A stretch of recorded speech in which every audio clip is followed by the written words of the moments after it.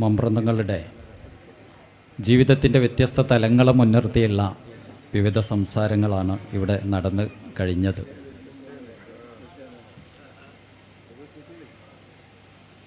മമ്പ്രന്തങ്ങളുടെ പാരസ്പര്യ ബന്ധങ്ങളെക്കുറിച്ച് നമ്മൾ അന്വേഷിക്കുമ്പോൾ, പ്രത്യേകിച്ച് ഈ ഒരു സുന്നി മഹല്ല് ഫെഡറേഷൻ്റെ ഒരു സമ്മേളനത്തിൽ മഹല്ലുകൾ രൂപീകരിക്കപ്പെട്ടു വരുന്നതും ഒരു മഹല്ലിലെ കാരണവന്മാരെ ചേർത്ത് പിടിച്ചുകൊണ്ട് സമൂഹ നിർമ്മിതി എങ്ങനെ സാധ്യമാകും എന്നുള്ളതിനെയും നമുക്ക് മമ്പ്രന്തങ്ങളുടെ ജീവിതത്തിലും അവരുടെ ഒരു സമൂഹ രൂപീകരണ പ്രക്രിയയിലും കൃത്യമായിട്ട് കാണാൻ സാധിക്കുന്നു എന്നുള്ളത് അവരുടെ ചരിത്രം അന്വേഷിക്കുമ്പോൾ നമ്മെ വിസ്മയിപ്പിക്കുന്ന ഒന്നാണ്. മമ്പ്രന്തങ്ങന്മാർ ഇവിടേക്ക് വന്നപ്പോൾ, പ്രത്യേകിച്ച് മമ്പ്രം സയ്യിദ് അലവി തങ്ങളുടെ ചരിത്രം നമ്മൾ പഠിക്കുമ്പോൾ, ഇവിടുത്തെ സമൂഹങ്ങളിലേക്ക് അവർ ഇറങ്ങി പുറപ്പെട്ട ഒരു പ്രത്യേകമായ ഒരു രീതി ശ്രദ്ധേയമാണ്. നമുക്കറിയാം, 1700-കളിൽ മമ്പ്രന്തങ്ങന്മാർ ഇവിടെ എത്തുമ്പോൾ ഒരുപാട് നാട്ടുമൂപ്പന്മാർ മലബാറിൻ്റെ വ്യത്യസ്ത ഭാഗങ്ങളിൽ വലിയ അധികാരവും പ്രവർത്തനങ്ങളൊക്കെ നടത്തിക്കൊണ്ടിരിക്കുന്ന ഒരു സന്ദർഭമാണ്. മൈസൂർ ഭരണാധികാരികൾ ഭരണം നടത്തിക്കൊണ്ടിരിക്കുന്ന ഒരു സന്ദർഭം. ഈ ഒരു ഘട്ടത്തിൽ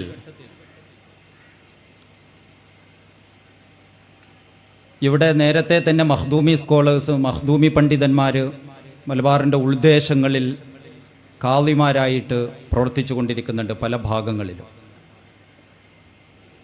ഈ സന്ദർഭത്തിലാണ് പുറത്തുനിന്ന് മമ്പ്രം തങ്ങൾ നാട്ടിലേക്ക് കടന്നു വരുന്നത്. ഉമർക്കാളിയെ പോലെയുള്ള ആളുകൾക്ക് തുടക്കത്തിലൊക്കെ അദ്ദേഹത്തെ സംശയിക്കുന്നുണ്ട്. പക്ഷെ മമ്പ്രം തങ്ങന്മാരുടെ ആ ഒരു കരിഷ്മാറ്റിക് ഫിഗറും അവരുടെ ആത്മീയമായ മേന്മയും കണ്ട് അവരെ തങ്ങളുടെ മുരീദ് ഷെയ്ഖായിട്ട് സ്വീകരിക്കുന്നു. തിരൂരങ്ങാടി കാളിയാണെങ്കിലും കോഴിക്കോട് കാളി അബ്ദുസ്സലാം അടക്കമുള്ള ഇവിടുത്തെ പ്രമുഖരായ പണ്ഡിതന്മാർ മൊത്തം ആ സയ്യിദിലേക്ക് വന്ന് അദ്ദേഹത്തെ അംഗീകരിക്കുന്ന ഒരു ചിത്രം 1700-കളുടെ അവസാനത്തിൽ തന്നെ നമ്മൾ കാണുന്നുണ്ട്. അതിനുശേഷം ഏറനാടിൻ്റെ, വള്ളുവനാടിൻ്റെ, കോഴിക്കോട് താലൂക്കിൻ്റെ, ഇന്നത്തെ പാലക്കാട് ദേശങ്ങളുടെയൊക്കെ ഉൾദേശങ്ങളിലേക്ക് ഇറങ്ങിച്ചെല്ലുന്ന മമ്പ്രന്തങ്ങളെയാണ് നമ്മൾ കാണുന്നത്. തങ്ങൾ ഓരോ ദേശത്തേക്ക് പോകുന്നു, ആ ദേശത്തുള്ള നാട്ടുമൂപ്പന്മാരെ സമീപിക്കുന്നു. അത് വളരെ പ്രത്യേകം ശ്രദ്ധേയമായൊരു കാര്യമാണ്. തങ്ങളുടെ ഒരു സാമൂഹിക രൂപീകരണ പ്രക്രിയ എങ്ങനെയായിരുന്നു, തങ്ങളുടെ ദഴവത്ത് എങ്ങനെയായിരുന്നു. ശരിക്കും ഇന്നത്തേതുപോലെ മഹല്ല് സംവിധാനങ്ങളില്ലാത്തൊരു ഘട്ടത്തിൽ മമ്പ്രം തങ്ങൾ നമുക്ക് കാണിച്ചു തന്ന രീതി സ്വന്തം ജീവിതത്തിലൂടെയാണ് തങ്ങൾ അത് പ്രാക്ടിക്കലായിട്ട് കാണിച്ചു തരികയാണ്. തങ്ങൾ ഓരോ ദിവസവും മമ്പ്രത്തിൽ നിന്ന് നടന്നുകൊണ്ട് യാത്ര ചെയ്യും, കുതിരപ്പുറത്ത് യാത്ര ചെയ്യും, മലബാറിൻ്റെ ഓരോ ദേശങ്ങളിലൂടെ ചുറ്റി നടക്കും. ഓരോ ദേശത്ത് പോയിട്ട് അവിടെയുള്ള നാട്ടുമൂപ്പന്മാരുടെ സെമി ജന്മികളെ, അവിടെയുള്ള അധികാരികളെ സമീപിക്കും. അവർക്ക് മതം കാര്യങ്ങൾ പറഞ്ഞു മനസ്സിലാക്കി കൊടുക്കും. അവരെ തർബിയത്ത് ചെയ്യും. വളരെ രസകരമായിട്ട് നമുക്കതിൻ്റെ ഒരു കഥ, ഇവിടുത്തെ കൽപ്പകഞ്ചേരിയിലെ മൂപ്പന്മാരുമായിട്ട് ബന്ധപ്പെട്ടൊരു കഥ നമുക്ക് വളരെ പ്രസിദ്ധമാണ്. നമുക്കറിയാം, വെട്ടത്തുനാട് ഭരണാധികാരികളുടെ അക്കാലത്തെ പ്രധാനമന്ത്രിയായിരുന്നു അന്നത്തെ മൂപ്പന്മാർ. ആ മൂപ്പൻ എന്നുള്ള പദം പോലും വെട്ടത്തു ഭരണാധികാരികളുടെ ഒരു വിളിപ്പേരായിട്ട് വരുന്നതാണ്. മമ്പ്രന്തങ്ങന്മാർ വരുമ്പോൾ അദ്ദേഹം അങ്ങനെ ചുറ്റി നടക്കുമ്പോൾ കൽപ്പകഞ്ചേരിയിൽ എത്തുന്നുണ്ട്. അന്നത്തെ മൂപ്പർ ഫാമിലിയിലെ അന്നത്തെ വ്യക്തി, അവർ പണത്തിൻ്റെ, പത്രാസിൻ്റെ ആ ഒരു പരിസരത്തിൽ ജീവിച്ചു കൊണ്ടിരിക്കുന്ന സന്ദർഭത്തിൽ മമ്പ്രന്തങ്ങൾ അവരുടെ വീട്ടിലേക്ക് പോകുന്നുണ്ട്. ധാരാളം ലാൻഡ് ഉണ്ട്, ഭൂമിയുണ്ട്, കീഴിൽ ജോലി ചെയ്യുന്ന ധാരാളം ആളുകളുണ്ട്. മമ്പ്രന്തങ്ങൾ അവിടെ എത്തുന്നു, അവിടെ ഇരിക്കുന്നു. ഉച്ച സമയം മുതൽ വൈകുന്നേര സമയമാകുന്നത് വരെ അവിടെ ഇന്നത്തെ മൂപ്പന്മാരുടെ മണ്ടായപ്പുറത്ത് തറവാട്ടിലിരിക്കുന്നുണ്ട്. പക്ഷെ സമയം കഴിഞ്ഞു പോകുന്നു. അദ്ദേഹം നമസ്കരിക്കാതെ ഇത്തരം ചൂതുകളിയിൽ ഏർപ്പെട്ടുകൊണ്ടിരിക്കുമ്പോൾ, അസുറിൻ്റെ സമയമാകുമ്പോഴും നമസ്കാരത്തിന് പോകാതെ ചൂതുകളിയിൽ ഏർപ്പെടുന്നത് കാണുമ്പോൾ തങ്ങൾ തിരുത്തുന്നുണ്ട്. ആളുകൾ അത്ഭുതപ്പെടുന്നു. എവിടെ നിന്നോ വന്ന ഒരു ദർവീഷായിട്ടുള്ള മനുഷ്യൻ ഈ വലിയ പ്രൗഢിയോടെ ജീവിക്കുന്ന നാട്ടുമൂപ്പനെ തിരുത്താൻ വരുന്നു എന്ന്. പക്ഷെ പെട്ടെന്ന് തന്നെ അദ്ദേഹത്തിന് കാര്യം മനസ്സിലാകുന്നു, ഇതൊരു സാധാരണ മനുഷ്യനല്ല. മമ്പ്രന്തങ്ങളുടെ ആ ഒരു പ്രൗഢിയും മമ്പ്രന്തങ്ങന്മാരുടെ ഉള്ളിലുള്ള ഉദ്ദേശശുദ്ധിയും തിരിച്ചറിഞ്ഞുകൊണ്ട് പിന്നീട് തങ്ങളുടെ ഒരു മുരീദായിട്ട്, ശിഷ്യനായിട്ട് അന്നത്തെ മണ്ടായപ്പുറത്തെ മൂപ്പൻ മാറുന്നത് ചരിത്ര ശ്രദ്ധേയമായൊരു സംഭവമാണ്. അന്നത്തെ അവിടുത്തെ ഏറ്റവും വലിയ ധനാഢ്യനാണ്. മമ്പ്രന്തങ്ങളെ പൂർണ്ണമായിട്ട് അംഗീകരിക്കുന്ന ഒരു ശിഷ്യനായിട്ട് അദ്ദേഹം മാറുന്നു. ശേഷം തങ്ങൾ അദ്ദേഹത്തെ ഉപയോഗപ്പെടുത്തിക്കൊണ്ടാണ്, അദ്ദേഹത്തോട് പറയുന്നത്, അദ്ദേഹത്തെ അത്യാവശ്യം സമ്പത്തുണ്ട്, സമ്പാദ്യമുണ്ട്, സ്വാധീനമുണ്ട്, ജനങ്ങൾ കീഴിൽ പ്രവർത്തിക്കാനുള്ള ധാരാളം ആളുകളുണ്ട്. അദ്ദേഹത്തോട് പറയുന്നത് കാനാഞ്ചേരി പള്ളി പോയിട്ട് പുതുക്കി പണിയണമെന്നാണ്. കാനാഞ്ചേരി പള്ളി പോയിട്ട് പുതുക്കി പണിയുന്നുണ്ട്. മാത്രവുമല്ല, തിരൂര്, താനൂര് പരിസരങ്ങളിലുള്ള ധാരാളം പള്ളികൾ ഈ മണ്ടായപ്പുറത്തും മൂപ്പന്മാരുടെ സ്വാധീനം ഉപയോഗപ്പെടുത്തിയിട്ട് മമ്പ്രന്തങ്ങൾ പുതുക്കി പണിയുന്നുണ്ട്. പള്ളി ഇല്ലാത്ത സ്ഥലങ്ങളിൽ പുതിയ പള്ളികൾ സ്ഥാപിക്കുന്നുണ്ട്. ശരിക്കും മമ്പ്രന്തങ്ങന്മാരുടെ ഒരു സാമൂഹിക രൂപീകരണ പ്രക്രിയ അത് പുതിയ കാലഘട്ടത്തിൽ വലിയൊരു മാതൃകയാണ്. ഒരു നാട്ടിലൊരു സയ്യിദ്, ആ നാട്ടിൻ്റെ ഒരു ആത്മീയ നേതാവ് ഓരോ നാടുകളിലേക്ക് കടന്നു ചെല്ലുന്നത് അവിടുത്തെ നാട്ടുകാരണവന്മാർ ഉപയോഗപ്പെടുത്തിക്കൊണ്ടാണ്. തങ്ങളത് കൃത്യമായിട്ട് കാണിച്ചു തന്നു. മാത്രമല്ല, തങ്ങൾ പൊന്മുണ്ടത്ത് പോകുമ്പോൾ അവിടെ ആദ്യമായിട്ട് സമീപിക്കുന്നത് ഈ മൂപ്പന്മാരിൽപ്പെട്ട ഒരു ഫാമിലി അന്ന് അവിടെ താമസിക്കുന്നുണ്ട്. തങ്ങൾ അവരെ പോയിട്ട് കാണുന്നുണ്ട്. പൊന്മുണ്ടത്തെ പള്ളിയെ പുതുക്കി പണിയുന്നതിന് വേണ്ടിയിട്ട് ഈ മൂപ്പന്മാരുടെ ഫാമിലിയെ സമീപിക്കുന്നത്. കാരണം തങ്ങൾക്കറിയാം, ഇവരെ സമീപിച്ചാൽ പെട്ടെന്ന് വലിയ സ്വാധീനമുള്ള ആളുകളാണ്, കീഴിൽ ധാരാളം ആളുകളുണ്ട്. ഇവർ മമ്പ്രന്തങ്ങളുടെ ശിഷ്യന്മാരായിട്ട് വരുന്നതോടെ ആ നാട് മൊത്തം തങ്ങളുടെ സ്വന്തക്കാരായിട്ട് വരും. ഇങ്ങനെ ഒരു പള്ളി രൂപീകരിക്കപ്പെടുന്നു. ഇതുപോലെയുള്ള ധാരാളം സംഭവങ്ങൾ നമുക്കറിയാം.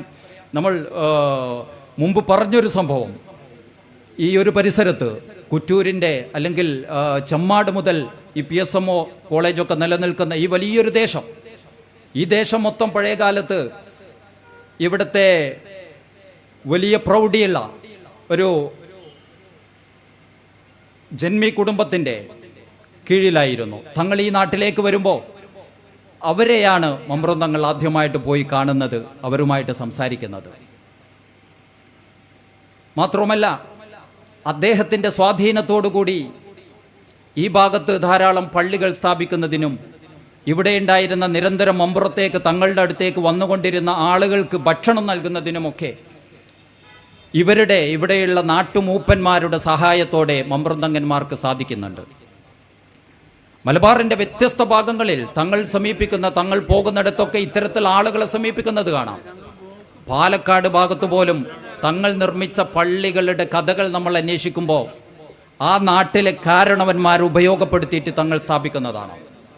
ഒരുപക്ഷെ മലബാറിൻ്റെ വ്യത്യസ്ത ഭാഗങ്ങളിൽ 100ഓളം പള്ളികൾ മമ്പ്രന്തങ്ങന്മാരെ സ്ഥാപിക്കുന്നുണ്ട്. നിലവിലുള്ള പള്ളികളെ പുതുക്കി പണിയുകയോ അല്ലെങ്കിൽ പുതിയ പള്ളികൾ സ്ഥാപിക്കുകയോ ചെയ്യുന്നുണ്ട്. ഈ മലബാറിൻ്റെ ഉൾദേശത്തുള്ള പള്ളികളൊക്കെ ചരിത്രം നമ്മൾ അന്വേഷിക്കുമ്പോൾ ആ നാട്ടിലെ വളരെ പ്രധാനപ്പെട്ട കാരണവന്മാരായ ആളുകളെ ഉപയോഗപ്പെടുത്തിക്കൊണ്ടാണ് തങ്ങളിത് സ്ഥാപിക്കുന്നുള്ളത് എന്നത് കാണാം. കൊടിഞ്ഞിയുമായിട്ട് ബന്ധപ്പെട്ടിട്ടുള്ള ചരിത്രത്തിൽ വളരെ ശ്രദ്ധേയമായൊരു കാര്യം, മമ്പ്രന്തങ്ങൾ കൊടിഞ്ഞിയിലേക്ക് പോകുന്നു. അവിടെയുള്ള ആളുകൾ തങ്ങളോട് അവിടെ പള്ളി ഉണ്ടാക്കാൻ പറയുന്നുണ്ട്. പക്ഷെ തങ്ങൾ അവിടെ എത്തുമ്പോൾ അവിടെ ഒരു കാരണവരെ തങ്ങൾ കാണുന്നില്ല. തങ്ങൾ അവിടുന്ന് പരപ്പനങ്ങാടിയിലേക്ക് പോയിട്ട് ചിറമംഗലത്ത് പോയിട്ട് ധനാഢ്യനായ ഒരാളെ കൊടിഞ്ഞിയിൽ കൊണ്ടുവന്ന് അവിടെ പാർപ്പിക്കുന്നുണ്ട്. കൊടിഞ്ഞിയിൽ കൊണ്ടുവന്നിട്ട് ഒരു ധനാഢ്യനെ പാർപ്പിച്ചതിന് ശേഷം അദ്ദേഹത്തെ ഉപയോഗപ്പെടുത്തിയിട്ടാണ് കൊടിഞ്ഞിയിലെ പള്ളി ഉണ്ടാകുന്നത്. ഞാൻ പറഞ്ഞു വരുന്നത്, മമ്പ്രന്തങ്ങളുടെ ദഴ്വയുടെ ഒരു മെത്തഡോളജി എന്ന് പറയുന്നത് വളരെ രസകരമാണ്. ഓരോ നാട്ടിലെയും മൂപ്പന്മാരെയും കാരണന്മാരെയും പ്രത്യേകം സമീപിച്ചുകൊണ്ട് അവരുടെ സ്വാധീനവും അവരുടെ സാമ്പത്തിക സ്ഥിതിയുമൊക്കെ ഉപയോഗപ്പെടുത്തിക്കൊണ്ടാണ് മലബാറിൻ്റെ ഓരോ ഭാഗങ്ങളിലും ഓരോ പള്ളികളും ഉയർന്നു വരുന്നത്. പള്ളികൾ രൂപീകരിക്കപ്പെട്ടതിന് ശേഷം മമ്പ്രന്തങ്ങൾ രണ്ടാമതായിട്ട് ചെയ്യുന്നത് അവിടേക്ക് കാളിമാരെ നിയമിച്ചു കൊടുക്കുന്നു എന്നുള്ളതാണ്.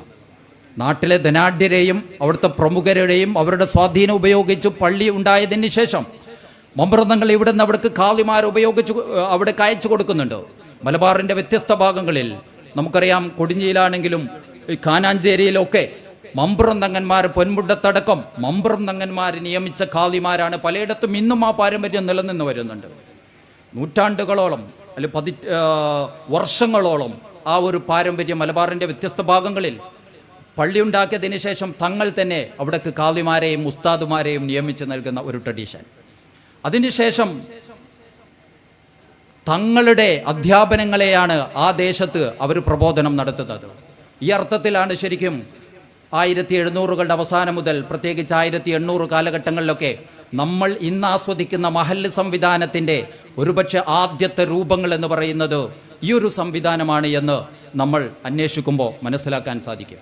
നമ്മൾ SMF-ൻ്റെ സുന്നി മഹല്ല് ഫെഡറേഷൻ്റെ ഈ ഒരു സമ്മേളനത്തിൽ സംബന്ധിച്ചു കൊണ്ടിരിക്കുമ്പോൾ മമ്പ്രം തങ്ങളെ അനുസ്മരിക്കുമ്പോൾ തീർച്ചയായിട്ടും ഈ ഒരു മഹല്ലുകളുടെ ചരിത്രം മമ്പ്രം തങ്ങന്മാരുടെ ചരിത്രവുമായിട്ട് ബന്ധപ്പെട്ട് കിടക്കുന്നു എന്ന് നമുക്ക് പറയേണ്ടി വരുന്നു.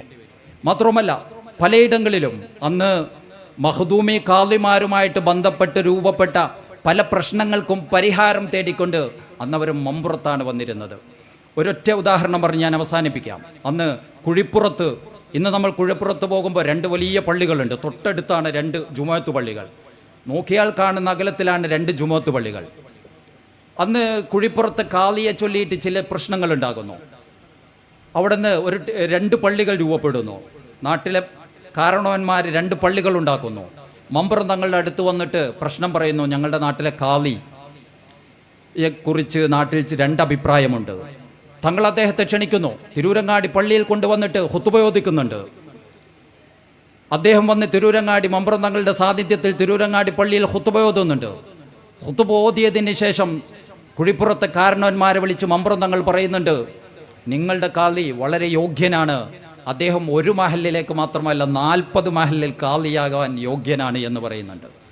ശരിക്കും ഈ ഒരു പാരമ്പര്യമായിരുന്നു പിന്നീട് അവിടുത്തെ മഖ്ദൂമി പാരമ്പര്യത്തിൽ മലപ്പുറം അടക്കമുള്ള വലിയൊരു ദേശത്തിൻ്റെ കാളിയായിട്ട് പിന്നീട് ഈ ഫാമിലിയിൽ നിന്നുള്ള വലിയ പണ്ഡിതന്മാർ ഉയർന്നു വരുന്നത് ചരിത്രത്തിൽ നമ്മൾ കാണുന്നു. മാത്രവുമല്ല അതിനുശേഷം മമ്പുറം തങ്ങൾ വഫാത്താകുന്നു. മമ്പുറം തങ്ങൾ വഫാത്തായതിന് ശേഷം ആ നാട്ടുകാർ വീണ്ടും ഈ നാട്ടിലേക്ക് വരുന്നു. മമ്പുറം തങ്ങളെ ഇവിടുത്തെ സെയ്ദ് ഫളുൽ പൂക്കോയ തങ്ങളെ സമീപിച്ചുകൊണ്ട് പറയുന്നുണ്ട്, ഞങ്ങളുടെ നാട്ടിൽ പ്രശ്നമുണ്ടായി, അതിനെ തുടർന്ന് 2 പള്ളി രൂപപ്പെട്ടു, പക്ഷെ പ്രശ്നം പരിഹരിക്കപ്പെട്ടു. പക്ഷെ ഇനി ഞങ്ങൾ എന്ത് ചെയ്യും? ആദ്യം പ്രശ്നമുണ്ടായി, 2 പള്ളികളായി, പക്ഷേ മമ്പുറം തങ്ങൾ പ്രശ്നം പരിഹരിച്ചു. പക്ഷേ ഇനി ഞങ്ങൾ എന്ത് ചെയ്യും? അപ്പോഴേക്ക് മമ്പുറം തങ്ങൾ വഫാത്തായിട്ടുണ്ട്. സെയ്ദ് ഫളുൽ പൂക്കോയ തങ്ങൾ അവർക്ക് മുമ്പിൽ ഒരു ക്യാപ്സ്യൂളായിട്ട് ഒരു മറുപടി നൽകുന്നുണ്ട്. നിങ്ങൾ ഒരു വെള്ളിയാഴ്ച ഒരു പള്ളിയിലും അടുത്ത വെള്ളിയാഴ്ച അടുത്ത പള്ളിയിലും ജുമുഅ നടത്തണമെന്ന്. ഇന്നും വേങ്ങര കുഴിപ്പുറത്ത് നമ്മൾ പോയാൽ തൊട്ടടുത്ത് 2 പള്ളികൾ, ഒരു വെള്ളിയാഴ്ച ഒരു പള്ളിയിലും അടുത്ത വെള്ളിയാഴ്ച മറ്റേ പള്ളിയിലും ജുമുഅ നടക്കുന്ന ഒരു പാരമ്പര്യം സെയ്ദ് ഫളുൽ പൂക്കോയ തങ്ങളുടെ ആ അന്നത്തെ തീരുമാനം ഇന്നും ആ നാട്ടിൽ ലൈവായിട്ട് ശേഷിച്ചു കൊണ്ടിരിക്കുന്നു എന്നുള്ളതാണ്. മമ്പുറം തങ്ങന്മാർ ഇപ്പോഴും മേറനാട്ടിലും വള്ളുവനാട്ടിലും ജീവിച്ചു കൊണ്ടിരിക്കുന്നു, പല സംഭവങ്ങളിലൂടെ, പല ഓർമ്മകളിലൂടെ എന്നുള്ളതാണ്. ഇവിടുത്തെ ഞാൻ പറഞ്ഞൊരു പോയിന്റ്, അന്ന് മഖ്ദൂമി സ്കോളേഴ്സിനെ കുറിച്ച് പരാതി ഉണ്ടാകുമ്പോൾ അവർ വന്ന് പറയുന്നത് മമ്പുറം തങ്ങളുടെ അടുത്താണ്. ഏതായിരുന്നാലും തങ്ങളെക്കുറിച്ച് ആഴത്തിലുള്ള അന്വേഷണങ്ങളിലേക്ക് നമ്മൾ അന്വേഷിച്ചു പോകും തോറും ആ ചരിത്രം കൂടുതൽ കുഴിച്ചെടുക്കാൻ തരത്തിൽ വളരെ അഗാധമാണ് എന്ന് മാത്രം പറഞ്ഞുകൊണ്ട് ഞാൻ അവസാനിപ്പിക്കുന്നു. അസ്സലാമു അലൈക്കും വറഹ്മത്തുള്ളാഹി വബറകാതുഹു.